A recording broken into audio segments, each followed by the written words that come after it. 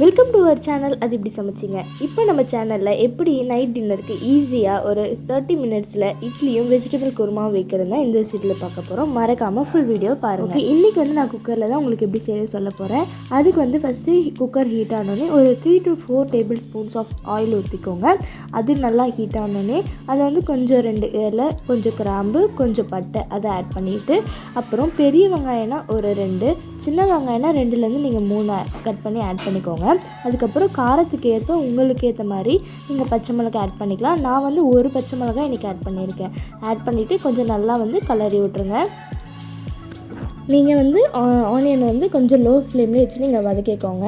இன்றைக்கி நான் குருமாவுக்கு பொட்டேட்டோவும் காலிஃப்ளவர் அப்புறம் கொஞ்சமாக பீஸ் பட்டாணி தான் எடுத்திருக்கேன். ஓகே, இப்போ அந்த வெங்காயம் வதங்கட்டும். இதுதான் எங்களோட சேனலோட ஃபர்ஸ்ட் வீடியோ. ஸோ உங்களோட சப்போர்ட் பண்ணுங்கள், சப்ஸ்கிரைப் பண்ணுங்கள், வீடியோ மறக்காமல் எல்லாருக்கும் ஷேர் பண்ணி சப்ஸ்கிரைப் பண்ணிக்கோங்க. அப்போ தான் எங்களோட வ்ளாக்ஸு, ரெசிபீஸ், டிப்ஸ் எல்லாமே உங்களுக்கு உடனே நோட்டிஃபிகேஷன் வரும், நீங்கள் பார்க்க முடியும். ஸோ மறக்காமல் சப்ஸ்கிரைப் பண்ணிக்கோங்க. இப்போ இது வதங்கிட்டு இருக்கும்போதே கொஞ்சமாக நம்ம இது கூட உப்பு சேர்த்தா அது இன்னும் கொஞ்சம் சீக்கிரமாக நல்லா வதங்கும். அதுக்காக இதில் கொஞ்சமாக இப்போதைக்கு உப்பு போட்டுக்கோங்க. அப்புறமா நம்ம ஃபுல்லாக ஆகிட்ட பிறகு டேஸ்ட் பார்த்து நம்ம நடுவில் ஆட் பண்ணிக்கலாம். அதனால் இப்போதைக்கு ஏற்ற மாதிரி ஆட் பண்ணிக்கோங்க. இப்போ அது நல்லா வதங்கினோடனே கொஞ்சம் இன்றைக்கி நான் 1 டேபிள் ஸ்பூன் இந்த அளவுக்கு 1 டேபிள் ஸ்பூன் இஞ்சி பூண்டு பேஸ்ட் எடுத்து போட்டு நல்லா பச்சை வாசனை போகிற வரைக்கும் நம்ம நல்லா வதக்கிக்கலாம். இஞ்சி பூண்டு பேஸ்ட் எப்பவுமே நான் வீட்டில் தான் ரெடி பண்ணுவேன். நீங்களும் அந்த மாதிரி பண்ணிக்கோங்க. ஏன்னா வெளியில் வாங்குறது நம்மளுக்கு குட் இல்லை, ஹெல்த்துக்கும் அது நல்லதில்லை. அது வெளியில் பண்ணுறது கொஞ்சமாச்சும் ஏதாவது பிளாஸ்டிக்கில் ஆட் பண்ணி வருது. இப்போ நம்ம கண்ணெதிர்க்கு நம்ம வீட்டில் ரொம்ப ஸ்டோர் பண்ணி வச்சுக்க முடியலனாலும் அப்போதைக்கு தேவையான அளவுக்கு டப்புன்னு நீங்கள் அரைச்சி அதில் போட்டு யூஸ் பண்ணிக்கலாம். இப்போது அடுத்ததாக இன்றைக்கி நான் சொன்ன மாதிரி குருமாவுக்கு காலிஃப்ளவர் முன்னாடியே சுடு தண்ணியில் போட்டு கொஞ்சமாக உப்பு போட்டு வேக வச்சு எடுத்து வச்சுருக்கேன். அதுக்கப்புறமா அது கூடவே கொஞ்சம் பட்டாணியும் எடுத்து வச்சுருக்கேன். இப்போ இந்த வெங்காயம் நல்லா வதங்கிடுச்சு. நம்ம இது கூட தக்காளி ஆட் பண்ணிக்கலாம். சின்ன தக்காளினா 2 ஆட் பண்ணிக்கோங்க, பெரிய தக்காளினா 1 போதும். ஏன்னா நிறைய புளிப்பு டேஸ்ட் வந்துடும். அதனால் நான் கம்மியாகவே ஆட் பண்ணிக்கோங்க. இப்போ அது கூட ஒரு 1/4 டீஸ்பூன் மஞ்சள்தூள், டர்மரிக் பவுடர் சேர்த்து நல்லா வதக்கி இதை கொஞ்ச நேரத்துக்கு நம்ம மூடி வச்சு வேக வச்சிடலாம். அப்போ தான் இது நல்லா வதங்கும். நம்ம ஓப்பன்லேயே வச்சு வதக்கும் போது அந்த அளவுக்கு நம்ம வதக்காது.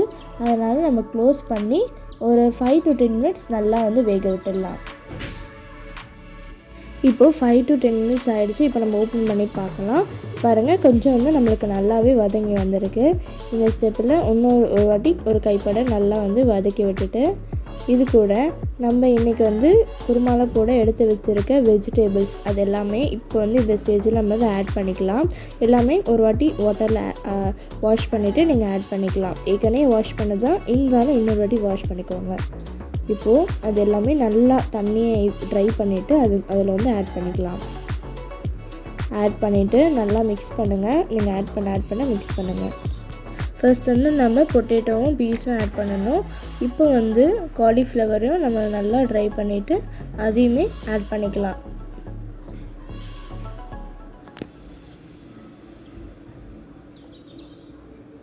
இப்போது எல்லாமே ஆட் பண்ணிட்ட பிறகு நல்லா ஒரு வாட்டி எல்லாமே சேர்கிற மாதிரி ஒரு வாட்டி நல்லா கலரி விட்டுக்கலாம். இதை மாதிரி நான் எங்கள் வீட்டில் எப்படி மசாலா ஸ்டோர் பண்ணி வைப்பேன்னா பாக்ஸில் போட்டு அது மேலே நேம் எழுதி வைப்பேன்.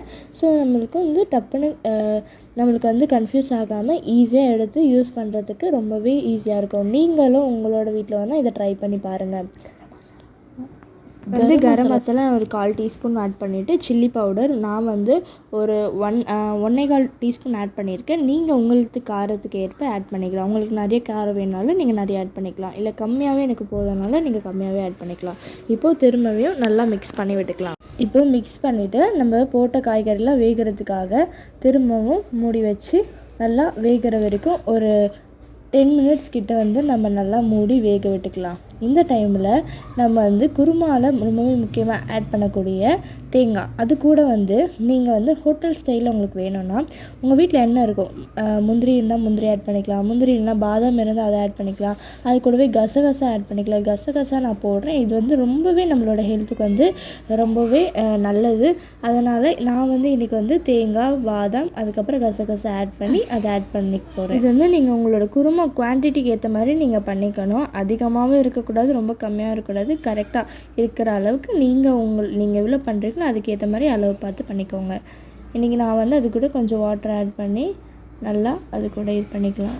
நீங்களும் அது கூட கொஞ்சமாக அது கூட வாட்டர் ஆட் பண்ணி நீங்கள் ஆட் பண்ணிக்கோங்க.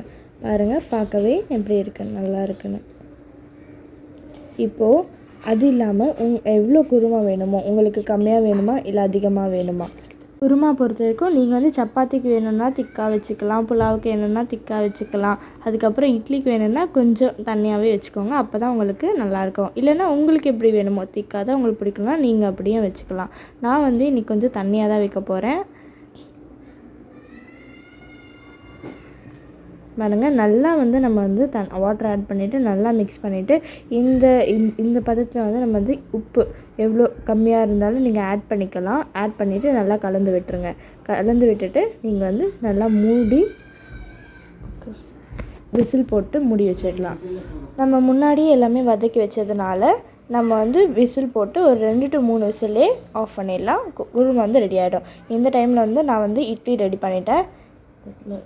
இட்லியில் வந்து இட்லி ஊற்றுறதுக்கு முன்னாடி தட்டில் வந்து கொஞ்சமாக ஆயில் அப்ளை பண்ணிவிட்டு நம்ம ஹேண்டால் நல்லா ஆட் பண்ணிவிட்டு, அப்போ தான் வந்து நம்மளுக்கு வந்து இட்லி வந்து ஒட்டாமல் வரும். நிறைய பேர்த்துக்கு வந்து இட்லி வந்து அந்த தட்டோடு ஒட்டிட்டு வரும். அது மாதிரிலாம் இல்லாமல் இட்லி வந்து ரொம்பவே சாஃப்டாக ஈஸியாக வந்துடும். எப்போவுமே பேட்டர் வந்து இட்லி, தோசை நாங்கள் வந்து வீட்டிலேயே ரெடி பண்ணிவிடுவோம். கடையில் வந்து மோஸ்ட்டாக தவிர்த்துருவோம்.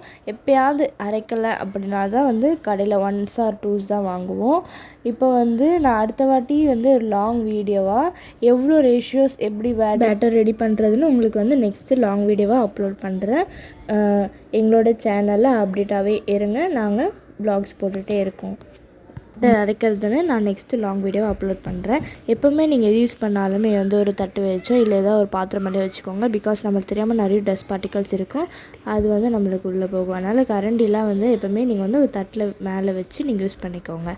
அடுத்தது வந்து இப்போ அதுக்குள்ளே வந்து இட்லி ரெடி ஆகிடுச்சு. நம்ம வந்து இட்லி வெந்துடுச்சான்னு பார்க்க ஒரு நைஃப்லையோ இல்லை ஒரு கரண்டிலையோ நல்லா ஸ்போக் ஸ்பூனில் வந்து அதில் வந்து கொஞ்சமாக தண்ணி வச்சு அதை வந்து அழுத்தி பார்க்க. காலையில் ஸ்கூல் ஆஃபீஸுக்கெலாம் இட்லி ரெடி பண்ணும்போது டைம் ஆயிடுச்சு, ஹரியாக பண்ணிங்கன்னா இந்த டைமில் வந்து நீங்கள் இட்லிக்கு வந்து நீங்கள் வந்து வெயிட் பண்ணி தான் எடுக்கணும்னு இல்லை. டப்புன்னு வந்து தட்டுக்கு பின்னாடி வந்து டேப் வாட்டர் கொஞ்சமாக வந்து திறந்து விட்டிங்கன்னா அந்த கூல் ஆகிடும். அப்போ வந்து நீங்கள் உடனே வந்து எடுத்துக்கலாம். 2 செகண்ட்ஸில் நீங்கள் வந்து நல்லா ஒட்டாமலே உங்களுக்கு வந்துடும். ஒட்டுமெல்லாம் ஒன்றுமே பயப்பட வேணாம்.